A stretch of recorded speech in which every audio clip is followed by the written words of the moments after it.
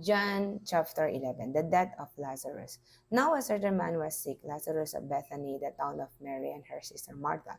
It was that Mary who anointed the Lord with fragrant oil and wiped his feet with her hair. His brother Lazarus was sick. Therefore the sisters sent to him, saying, Lord, behold, he whom you love is sick. Then Jesus heard that. He said, the sickness is not unto death, but for the glory of God, that the Son of God may be glorified through it. Now Jesus loved Martha and her sister and Lazarus. So when he heard that he was sick, he stayed 2 more days in the place where he was. Then after this he said to the disciples, let us go to Judea again.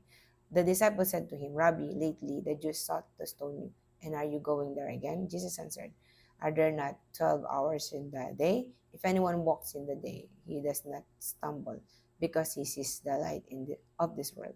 But if one walks in the night, he stumbles, because the light is not in him. These things he said, and after that he said to them, our friend Lazarus sleeps, but I go that I may wake him up.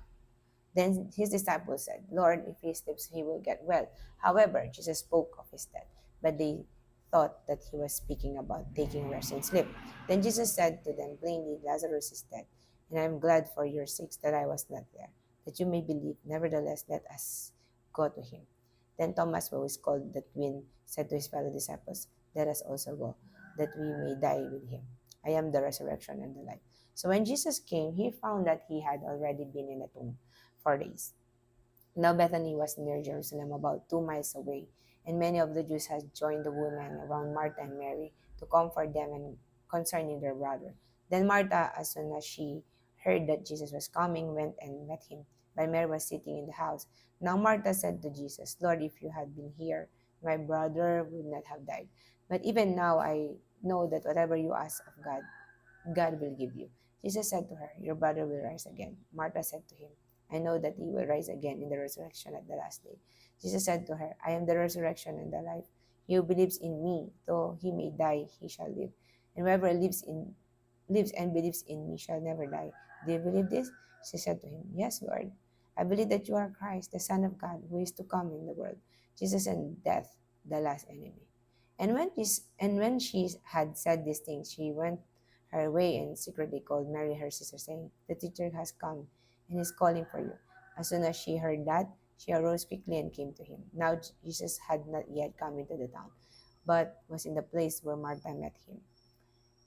Then the Jews who were with her in the house and comforting her, when they saw that Mary rose up quickly and went out, followed her, saying she is going to the tomb to weep there. Then when Mary came where Jesus was and saw him, she fell down at his feet, saying to him, Lord, if you had been here, my brother would not have died. Therefore, when Jesus saw her weeping, and the Jews who came with her weeping, he groaned in the spirit and was troubled. And he said, where have you laid him? They said to him, Lord, come and see. Jesus wept. Then the Jews said, see how he loved him? And some of them said, could not this man who opened the eyes of the blind also kept this man from dying? Lazarus raised from the dead. Then Jesus, again groaning in himself, came to the tomb. It was a cave, and a stone lay against it. Jesus said, take away the stone. Martha, the sister of him who was dead, said to him, Lord, by this time there is a stench, for he has been dead 4 days. Jesus said to her, did I not say to you that if you would believe, you will see the glory of God? Then they took away the stone from the place where the dead man was lying. And Jesus lifted up his eyes and said, Father, I thank you that you have heard me. And I know that you always hear me. But because of the people who are standing by, I said this, that they may believe that you sent me. Now, when he had said these things, he cried in a loud voice, Lazarus, come forth. And he who had died came out bound hand and foot with grave clothes, and his face was wrapped with a cloth. Jesus said to them, loose him and let him go. The plot to kill Jesus. Then many of the Jews who had come to Mary had seen the things Jesus did believe in him. But some of them went away to the Pharisees and told them the things Jesus did. Then the chief priests and the Pharisees gathered a council and said, what shall we do? For this man works many signs. If we let him alone like this, everyone will believe in him. And the Romans will come and take away both our place and nation.